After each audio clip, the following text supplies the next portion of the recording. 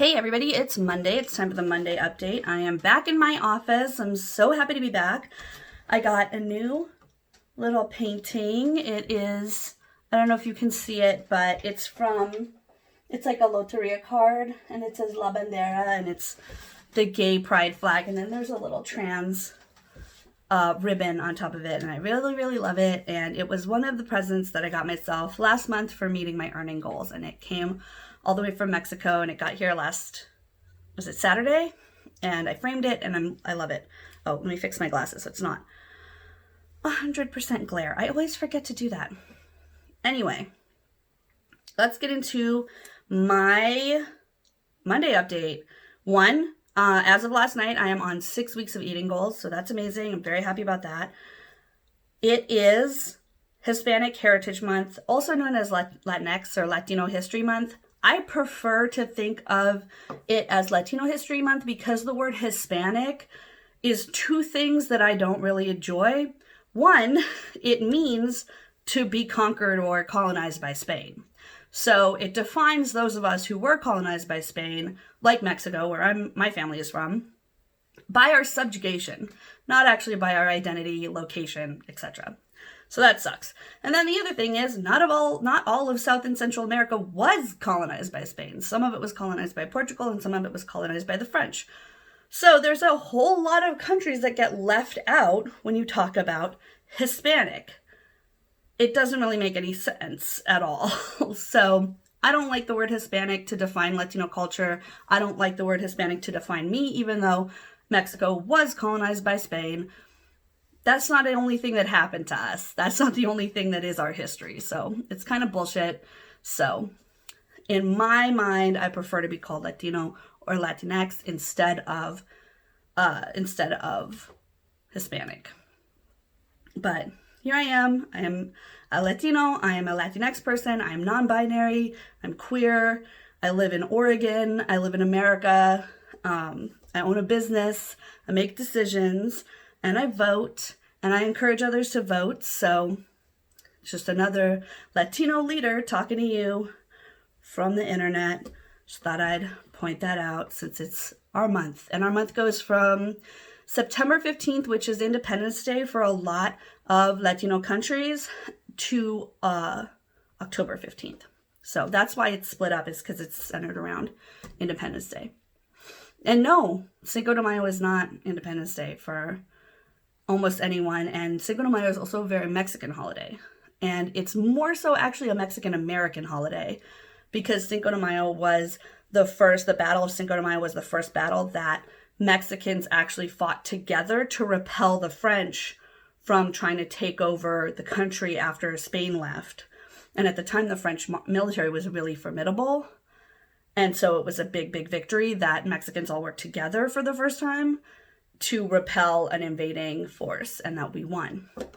So that's why Cinco de Mayo is important, and it's more so important to Mexican Americans because when people moved from all over Mexico to America, frequently we ended up in the same barrios, in the same neighborhoods, but we didn't really have a cultural touchstone with each other because we came from such different places. So Cinco de Mayo is a unifying holiday for mostly expats from Mexico. So little bit of history and culture for y'all if you didn't know. Let's talk about intentions. Also, I want to talk about the fact that at the beginning of this month, I thought I was on track to shoot past my earnings goals, just like I had done in August. And I was very excited about it, and I felt very blessed. And then, this is a regular thing in business, but it's an increasingly regular thing now that COVID is affecting a lot of us. I had a project put on hold, and it disappeared, and I wasn't going to make budget, and I felt really bad about that. And I spent the rest of the month trying to make up for that, and now I am $25 away from making my earnings goals.